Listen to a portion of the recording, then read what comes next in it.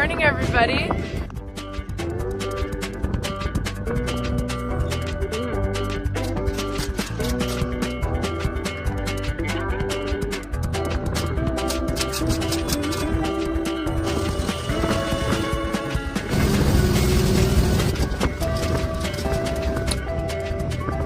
We're starting the day out just with a quick little fill up for both tractors on the farm here. I'll use the fuel trailer, and I got this tractor filled up with diesel and diesel exhaust fluid. And I greased the front axles and all the steering components of that tractor this morning, and Grant is just blowing out the radiator, so it's ready to go for all day long. The 8R340 is hooked up to this Orthman root slicer that has this little chopping component on front, which is really cool. I have never run either of these machines, so I'm looking forward to doing that today. And the big tire tractor is hooked up to the disc, and I think Grant will be running this today. And just so you know, he did that, not me.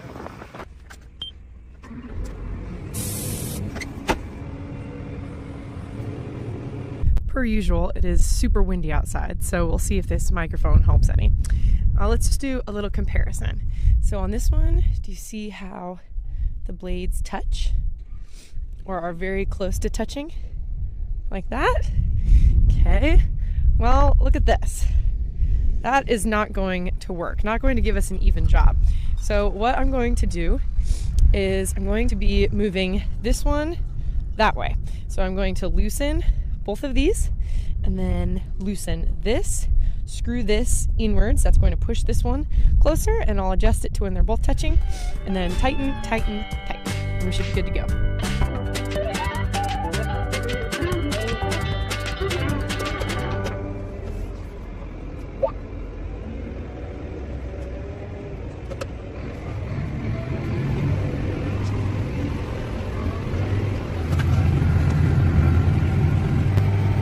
Rut slicing is a pretty speedy operation, going at 12.3 miles an hour right now.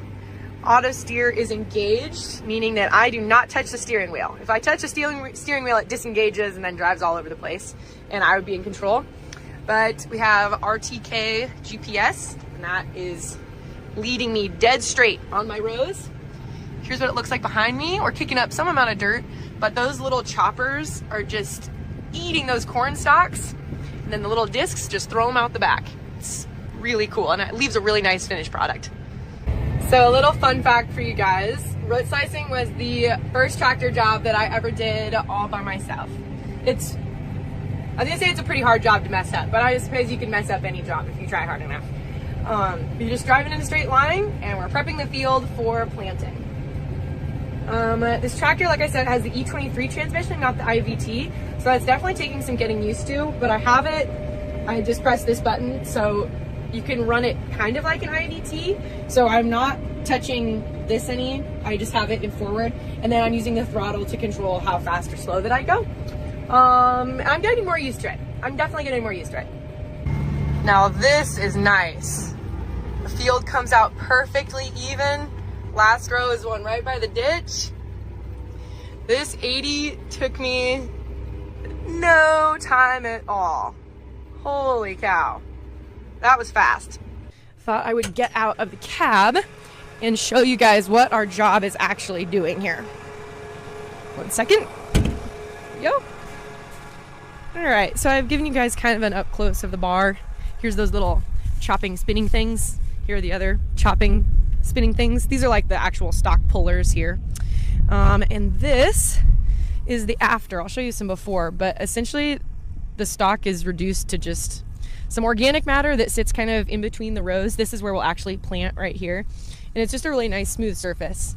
Like here is where the blade actually went. You can see that.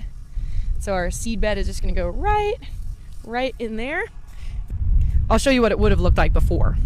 Here is the before. So, I mean, I guess technically you could plant on that, but the planter would be bouncing all over the place. So it really just chopped those stalks up and ripped those root balls. That's what a root ball looks like. I mean, that is like concrete, like in there. Just reduced it to nothing. It's really, really cool. Time to fold up and move to the next field.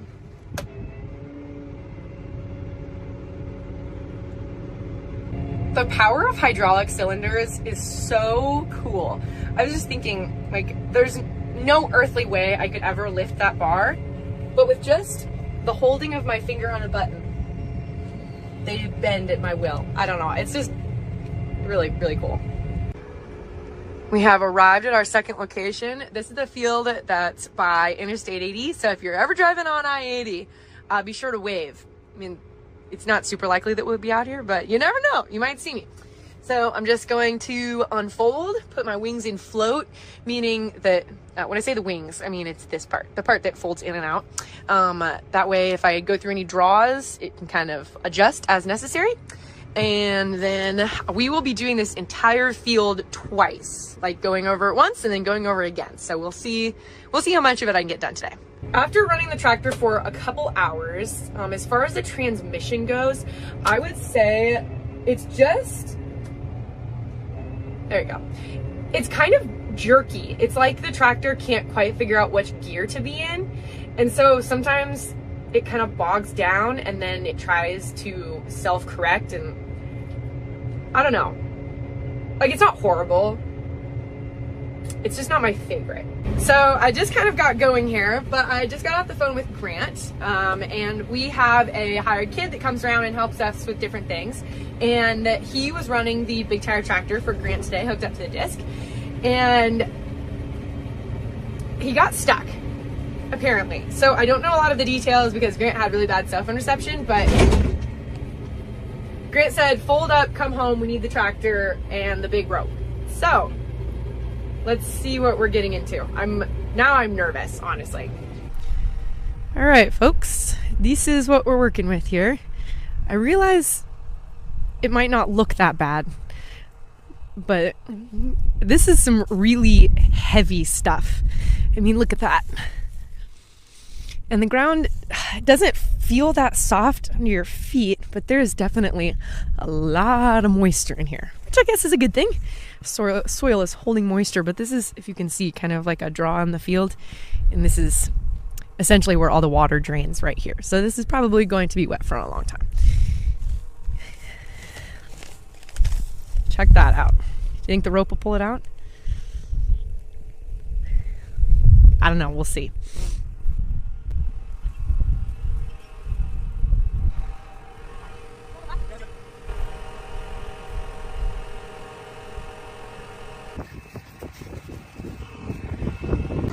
So I'll be honest here, I've never actually really experienced a stuck tractor. So I really don't know how this is going to go. Grant is just going to pull the rope tight, and I have my diff lock on, 4-wheel drive on. We're going to try to pull it out with the disc still hooked up, but we might have to unhook the disc. I don't know, we'll see. All right, you guys ready? Oh, I think we're gonna get it, guys. Look at that.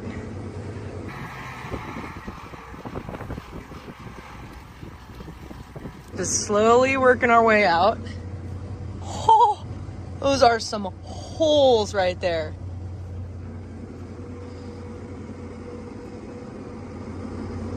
Slowly but surely. Oh, I'm so glad this is working. I was really nervous.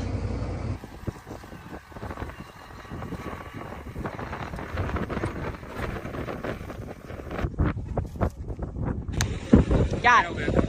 So, hired kid, his name is Gage, and no need to blame him. There is literally text evidence of Grant telling him to disc that specific spot. He had been going around it, so no offense, Grant, but technically the tractor getting stuck was his fault.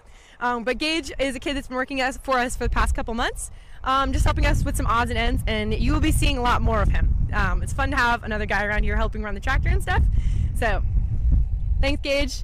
Sorry, Grant. But really, thanks to Yankum Ropes, because, I don't know, when they sent that thing out, I said that I probably would never use it because we never gotten a tractor stuck. It works, and way safer than a chain. So, Yankum Ropes to the rescue. Now I can head back out to the field and finish rut slicing. That is certainly one of the interesting parts about farming, is that you never know what is going to happen next. Every single day is a new adventure. Truly, every day I wake up And I have like some semblance of a plan, you know, I have some goals, some things I'd like to accomplish, but I just know that every single day is going to be different.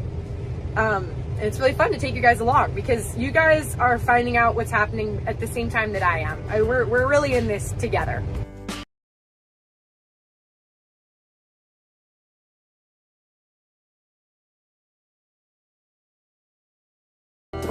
So I didn't quite get the whole field done because of the whole excursion to rescue the tractor. I had to drive quite a long ways, but we did get it out, so that's what really matters. And I got most of this field done, so I will have to come back.